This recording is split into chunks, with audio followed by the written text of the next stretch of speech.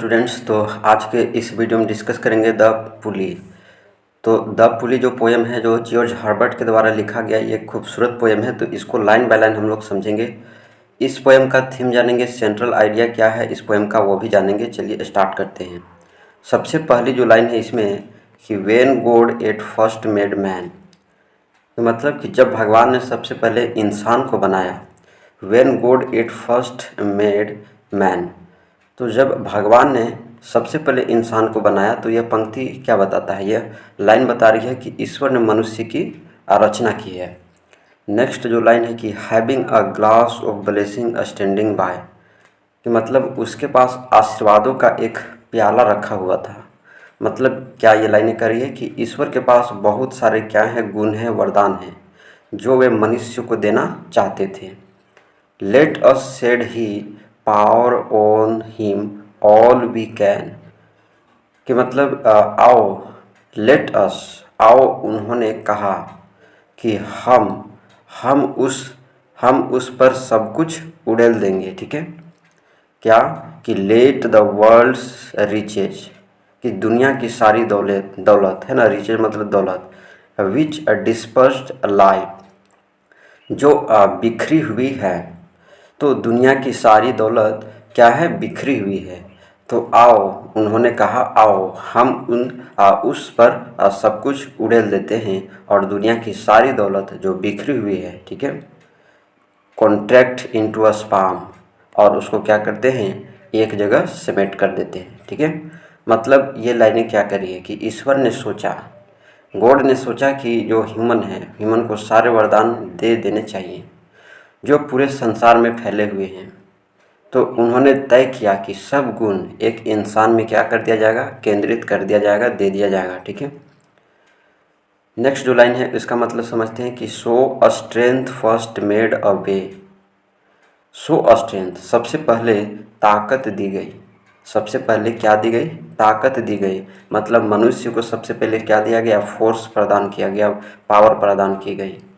Then beauty flowed, then wisdom, honour, pleasure, तो उसके बाद है ना फिर सुंदरता दी गई। क्या दी गई, देन ब्यूटी फ्लोड, फिर सुंदरता, देन विजडम और फिर बुद्धि, और ऑनर फिर सम्मान, और फिर प्लेजर सुख। तो सुंदरता, बुद्धि, सम्मान, सुख ये सभी क्या किए गए, फिर दिए गए। सबसे पहले मनुष्य को ताकत दी गई, पावर दी गई, उसके बाद सुंदरता दी गई, बुद्धि दी गई, सम्मान दी गई और फिर सुख दिया गया। मतलब धीरे धीरे उसे अन्य जितने सारे गुण थे गॉड के, वो सारे जो है उन्होंने मनुष्य में दे दिया। When almost all was out, कि जब लगभग है ना, when almost all was out God made a stay, कि जब लगभग सब कुछ दे दिया गया तो ईश्वर थोड़ी देर रुके। गॉड मेड अ स्टे, थोड़ी देर रुके, यानी ईश्वर ने अंतिम गुण देने से पहले थोड़ा सोचा, रुका, है ना, उस पर विचार किया।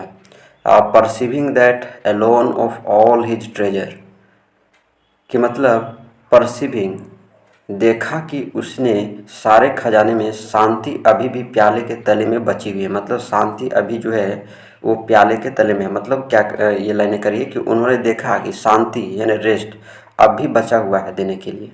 ठीक है, नेक्स्ट जो लाइनें है कि रेस्ट इन द बॉटम ले, है ना, वही प्याले के तले में जो है बची हुई है। ठीक है, नेक्स्ट जो लाइन है इसका मतलब समझते हैं कि for if I should said he, for if I should said he bestow this jewel also on my creature, कि मतलब अगर मैं यह अमूल्य रत्न भी अपने प्राणी को दे दूं, मतलब जो भगवान करे कि अगर मैं इसको मनुष्य को दे दूं, ये रेस्ट जो है अगर ये भी मैं उसको दे दूं, शांति भी दे दूं, तो उन्होंने कहा, क्या कहा कि ईश्वर सोचने लगे कि अगर उन्होंने आराम भी दे दिया तो क्या होगा।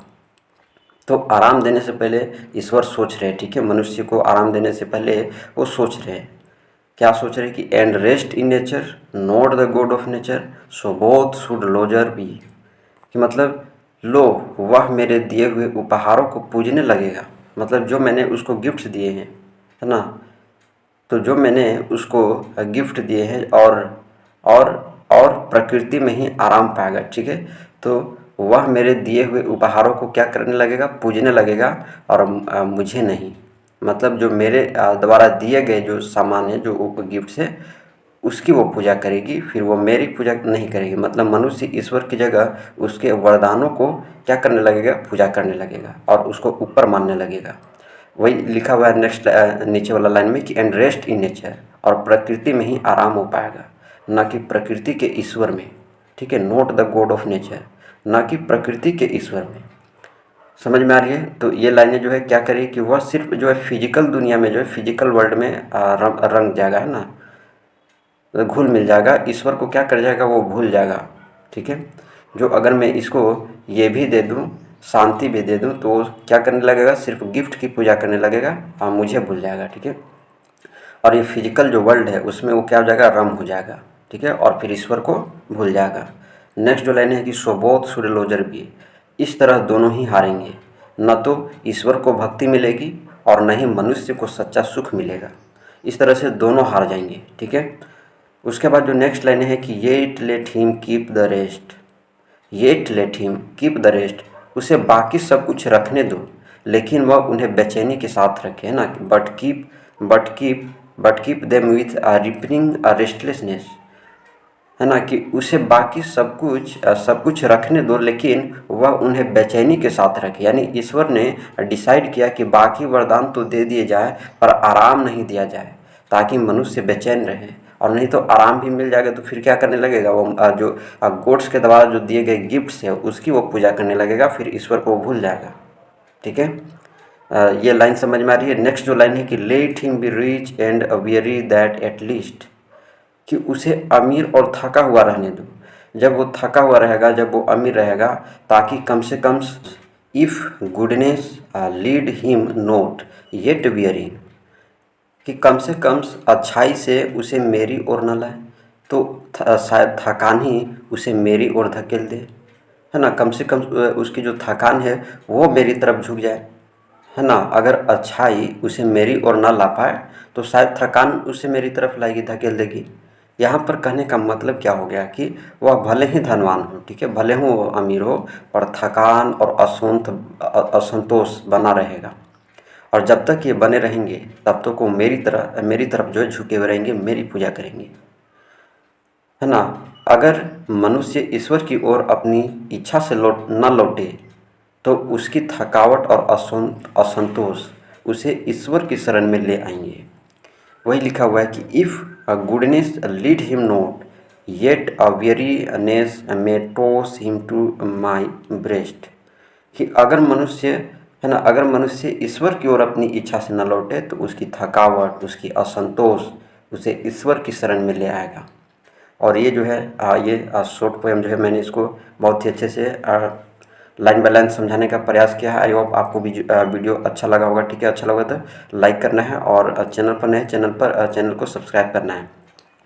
अब मैं इसको शॉर्ट में बताना चाहता हूँ कि आखिर ये इस पोएम में जो है, ये जो पोएट है, ठीक है, जॉर्ज हर्बर्ट, ये एक मेटाफिजिकल पोएट है, आप ध्यान में इसको रखना। ठीक है, तो ये इस पोएम में कहना क्या चाहते हैं, ये जो कविता है, ठीक है, इस कविता में ईश्वर ने इंसान को सारे वरदान दिए, ताकत दिए, सुंदरता, ज्ञान, सम्मान, सुख, पर आराम जो है उन्होंने नहीं दिया। उन्होंने आराम जानबूझकर नहीं दिया, ताकि मनुष्य कभी पूरी तरह आत्मसंतुष्ट न हो, और यह बेचैनी ही उसे ईश्वर की ओर ले जाएगा। और यही है पुल्ली, है ना, पुल्ली जो है ना, द पुल्ली, ये जो पोएम का नाम है द पुल्ली, यही जो है वह यंत्र है जो ऊपर उसको क्या करेगा, खींचेगा। पुली मतलब खींचना, एक नहीं होता है कुआं वाला जो खींचने वाला रस्सी होता है पुली, तो वही उसको क्या करेगा, ऊपर की ओर खींचेगा, मतलब कि मेरी तरफ वो आएगा, ईश्वर की तरफ वो क्या करेगा, ईश्वर की शरण में जाएगा। तो ये है इसका टाइटल का मतलब, और ये है इसके मीनिंग। ठीक है, अब जो है हम बात करते हैं इसके मेजर थीम की। तो पहला इसका मेजर थीम आता है डिवाइन लव एंड विजडम। ठीक है, यानी ईश्वर ने मनुष्य को खुद से जोड़ने के लिए चतुराई से, है ना, आराम नहीं दिया, जानबूझ करके वो आराम नहीं दिया, ताकि वो ईश्वर को याद करे और उसके साथ जो वो जुड़ सके, और क्या सके, जुड़ सके। और अगर उसे रेस्ट भी दे दिया जाता तो फिर वो क्या करता, जो ईश्वर के द्वारा दिए गए गिफ्ट है उसकी वो पूजा करता, और फिर वो ईश्वर को भूल जाता। नेक्स्ट जो इसका थीम है वो रेस्टलेसनेस एंड स्पिरिचुअल सीकिंग है, मतलब बेचैनी और आध्यात्मिक खोज। तो आराम की कमी मनुष्य को अंदर से बेचैन बनाती है और अंत में उसे ईश्वर की ओर मोड़ती है। ठीक है। नेक्स्ट जो इसका थीम है मटेरियल वर्सेस स्पिरिचुअल फुलफिलमेंट है, यानी भौतिक वर्सेस आध्यात्मिक संतोष। ठीक है। मतलब कि भले ही मनुष्य के पास सारी फिजिकल सुविधाएं हों, फिर भी उसे सच्ची शांति, और केवल जो है सच्ची शांति उसे सिर्फ ईश्वर से ही मिल सकती है और कोई नहीं दे सकता है। ठीक है। इसलिए जो है मनुष्य ईश्वर की पूजा करता है। नेक्स्ट जो इसका थीम है गॉड्स कंट्रोल एंड पर्पस, ईश्वर का नियंत्रण और उद्देश्य है। ठीक है। तो ईश्वर हर चीज़ पर नियंत्रण रखता है। ठीक है। ईश्वर हर चीज़ पर नियंत्रण रखता है और हर घटना के पीछे उसका कोई उद्देश्य होता है। जैसे थकान को भी एक क्या बताया गया, इसमें मार्ग बना देता है। ठीक है। तो ये जो है इसकी थीम है। अब जो है ये पोएम जो है आपको बहुत ही अच्छे से और से समझ में आ गया होगा। तो वीडियो अच्छा लगा हो तो लाइक ज़रूर करना है और चैनल पर नए चैनल को सब्सक्राइब करना है। मिलते हैं हम लोग नेक्स्ट वीडियो में।